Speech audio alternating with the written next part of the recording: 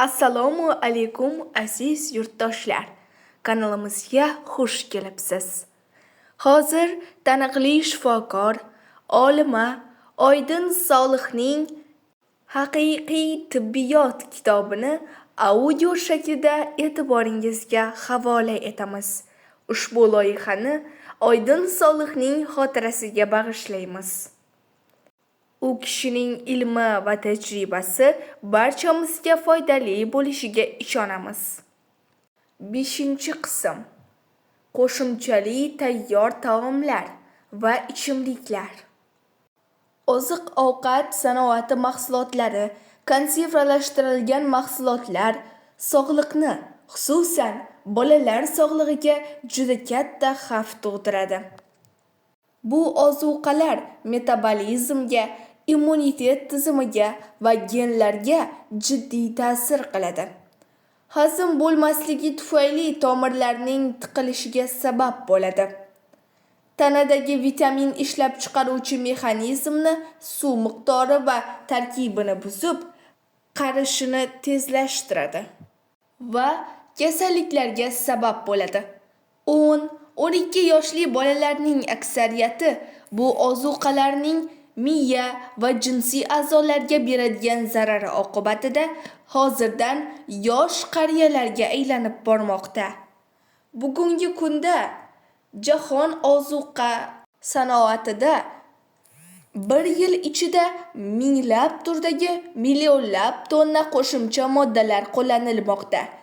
Tayyor ozuqalarni iste'mol qilishda nazorat yo'qligidan kishi har kuni 2000 ga yaqin qo'shimcha modda iste'mol qilmoqda. Shirinlashtiruvchi, ta'm beruvchi, mahsulot tarkibini saqlovchi, rang beruvchi, oqlashtiruvchi, buzilishining oldini oluvchi, namligini ushlab turuvchi, bo'yoq, xushbo'y hid beruvchi va hokazolar. Oziq-ovqat sanoati qo'llanilgan qo'shimcha moddalar nomlarini mahsulot o'ralgan qadoqda ko'rsatishi kerak. Ammo bu majburiyat fabrikalarning faqat o'zi ishlab chiqargan moddalargagina taalluqli bo'lib qolmoqda. Masalan, bir korxona o'zi ishlab chiqargan mahsulotda suv, achitqi, tuz, yog', tuxum va shakar ishlatsa, ularni qadoqda ko'rsatadi. Biroq un, suv, achitqi, tuz, yog', tuxum va shakar tarkibidagi qo'shimcha moddalarni ko'rsatishga majbur emas. Shu bilan birgalikda qo'shimcha moddalarning tayyorlanish uslubini ko'rsatish ham shart qilinmagan. Saqich, shakar, konfet kabi butunlay kimyoviy moddalardan tarkib topgan 10 kvadrat santimetrdan kichik hajmda qadoqlangan mahsulotlarni ishlab chiqarganlar. Shu mahsulotlarning tarkibini ko'rsatishga majbur emas. Zaytun, go'sht, pishloq, non, qora ziravorlar, quruq mevalar, toza meva, sabzavot va ko'katlar kabi ochiq, ya'ni qadoqlanmagan holda sotiladigan ozuqalarda, restoran va konditer sexlarida tayyorlangan taomlarda ham qo'shimcha moddalarni ko'rsatish majburiyati yo'q. Bu majburiyatsizlik inson sihhati uchun juda tahlikali bir vaziyat tug'dirmoqda. Oddiy saqich tarkibidagi qo'shimcha moddalar. Birinchisi, saqich xamirturushi. Saqich xamirturushining qadoqda ko'rsatilmagan tarkibi kauchuk, vaks, antioksidant, elastomer, daraxt yelimi, vinil polimer, parafin va qo'shimcha moddalar. Ikkinchisi, shirinlashtiruvchilar. Tabiiy bo'lmagani uchun hammasi hazmni buzadi va qand kasalligiga zamin hozirlaydi. Bunga qo'shimcha tarzda aspartam kabi ba'zi shirinlashtiruvchilar miya faoliyatini buzadi. Bosh og'rig'i, aylanishi, hushdan ketishlarga sabab bo'ladi. Lablar, til va oyoqlarda shish paydo bo'ladi. Aspartamning tarkibida fenilalanin degan aminokislota mavjud. Fenilalanin va metabolik qoldiqlar qon va to'qimalarda to'planadi. bolalarning rivojlanayotgan ko'payish a'zolariga va miyalariga zarar yetkazadi. Bunday zararlar bepushtlikka, fikrlashdagi kamchiliklarga va aqliy zaifliklarga sabab bo'ladi. Uchinchisi, tabiiyga yaqin xushbo'y hidlar. Gen texnologiyasi va nanotexnologiya vositasida ishlab chiqarilgan badan, ruh va gormonal muvozanatga ta'sir qiladi.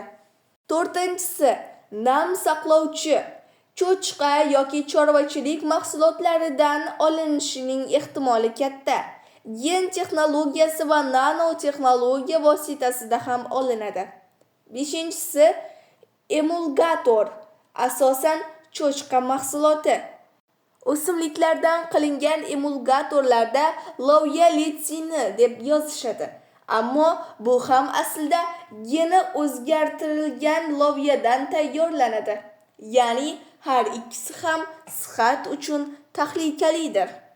Oltinchi, yaltiratuvchilar. Biri shellak bo'lib, geni o'zgartirilgan bir o'simlik bitidan olinadi. Allergiya va shunga o'xshash kutilmagan simptomlarga yo'l ochadi. Ikkinchisi, karnoma mumi. Braziliya xurmosi mumiga o'xshagan sintetik mum. U qog'oz ishlab chiqarish va mebel sanoatida ishlatiladigan yaltiratuvchidir. Rang beruvchi va nam saqlovchi. Nanotexnologiyada ishlatiladigan asosiy moddalardan biri. Bir muncha vaqtdan beri mineral holida emas, nano parchalar holida ishlatilmoqda. Og'izdan tanaga kirgan va to'qimalarda to'plangan mazkur nano parchalar organik moddani suv va karbon dioksid darajasigacha parchalash xususiyatiga ega. Kuchli nam ushlab turuvchi bo'lgani uchun tananing suv tarkibiga ta'sir qiladi. Qo'llanilish sohasi keng. Dori-darmon, vitamin, shirinlashtiruvchilar, saqich, un, shakar, tuz, karbonat, kukillashtirilgan yeguliklarga oqartiruvchi va nam tutuvchi sifatida qo'shiladi. Ko'rib turganingizdek, 2,5 grammlik kichik saqichda kamida 18 ta qo'shimcha mavjud. Kamida deyapmiz. Chunki har bir qo'shimcha moddaning 1 yoki 3 qo'shimchalari bor.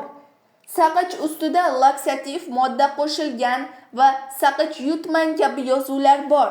Bolalar bu ogohlantiruvchi yozuvlarni tushunishmaydi va tabiiyki, hamma bolalar saqichni yutadi. Qo'shimcha moddalarni ishlab chiqaruvchilar qo'shimcha moddalarning ichida zararsiz, hatto foydali bo'lganlari bor deyishgan. Bir necha yil avval bu gap to'g'ri bo'lishi mumkin edi. Ammo bugun qo'shimcha moddalar turli xomashyodan, turli texnologiyalar va uslublar yordamida ishlab chiqarilmoqda. Bugun ishlab chiqarish uslublarining, mahsulotning kimyoviy tarkibining va manbalarining ishonchli, tahlikali yoki shubhali bo'lib bo'lmaganini aniqlashtirish imkonsiz. Masalan, karotin tabiiy A vitamini manbaidir. Mazkur vitamin tabiiy o'simlik pigmentlaridan olinadi. Betanin esa qizil lavlagidan olinadi.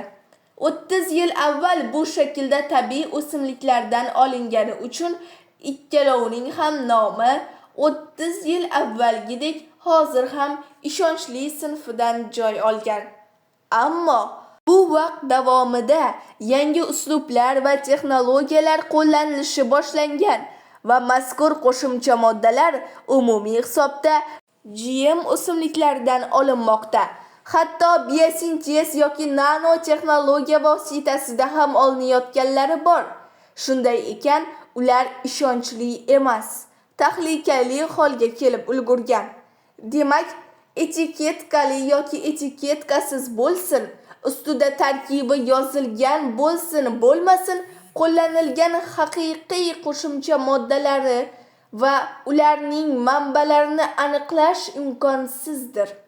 Bundan tashqari, har bir mahsulotga o'nlab qo'shimcha moddalar qo'shilmoqda. Ba'zi qo'shimcha moddalar alohida tarzda zararli bo'lmasa ham, boshqa moddalar bilan qo'shilgandan so'ng zararli bo'lishi mumkin yoki bir-birining zararini ko'paytirishi mumkin yoki badandagi turli moddalar bilan ichilgan dori-darmon va oziqa bilan ishlab chiqarilgan fermentlar bilan qo'shilib xavfli holga kelishi mumkin. Eng ko'p qo'llaniladigan qo'shimcha moddalar ham alohida zararlidir. Kanalimizni yo'qotib qo'ymaslik uchun kanalimizga obuna bo'lishni va videoga like bosishni unutmang. Kitobning to'liq qismi keyingi videolarda.